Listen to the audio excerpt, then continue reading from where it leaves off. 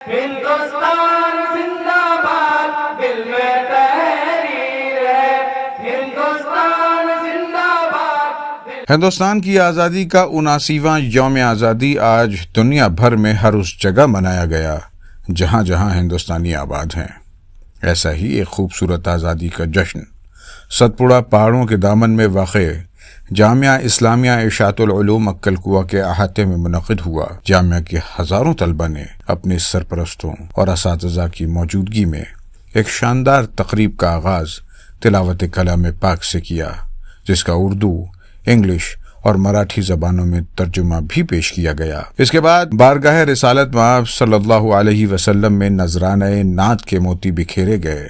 اس سے متصل دعویٰ انگلش اکیڈمی کے اسٹوڈنٹس نے انڈیپینڈنس ڈے کے تھیم پر ایک بہترین ڈیمنسٹریشن پیش کیا، جس کے بعد دارالقرآن کے ایک طالب علم نے آزادی کی جد و جہد سے متعلق ایک پرمغز تقریر پیش کی۔ پھر عربی اول درجے کے طلبہ نے حب الوطنی کے جذبے سے سرشار ترانہ پیش کیا۔ اس کے بعد ہندی زبان میں بھی ایک تقریر پیش کی گئی۔ اب باری تھی بھارت کا پیارا گلشن نامی پرجوش نغمے کی۔ پیارا گلشن مہک رہا ہے، خوشحالیوں کا ہر سو، خوشحالیوں کا ہر سو، پنچھی چہک رہا ہے۔ اور اس نغمے کے بعد ماحول اس مقام تک پہنچ چکا تھا کہ اب ہندوستان کے پرچم کو سلامی پیش کی جائے۔ چنانچہ رئیس الناظم جامعہ مولانا حذیفہ غلام محمد وستانوی کے ہاتھوں ترنگا پھہرایا گیا۔ اپنے خطاب میں مولانا موصوف نے سب سے پہلے تمام ہندوستانیوں کو 79ویں یوم آزادی کی مبارکباد پیش کی۔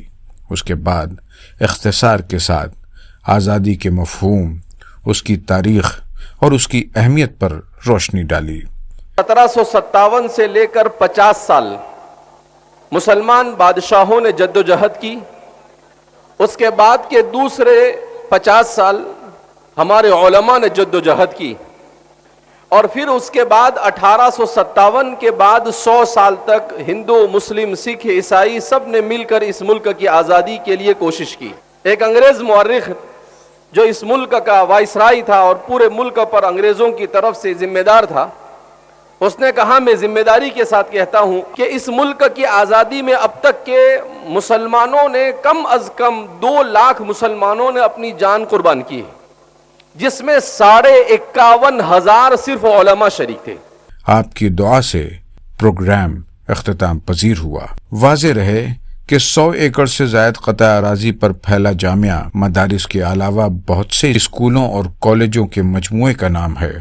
چنانچہ کیمپس کے دیگر اداروں میں بھی آزادی کا جشن پورے وقار کے ساتھ منایا گیا۔ کل 9 جگہوں پر پرچم کشائی ہوئی اور اس سے متصل تقاریب کا انعقاد کیا گیا، جن میں 14,000 طلبہ اور سینکڑوں اساتذہ نے حصہ لیا۔ Report team الوستانوی۔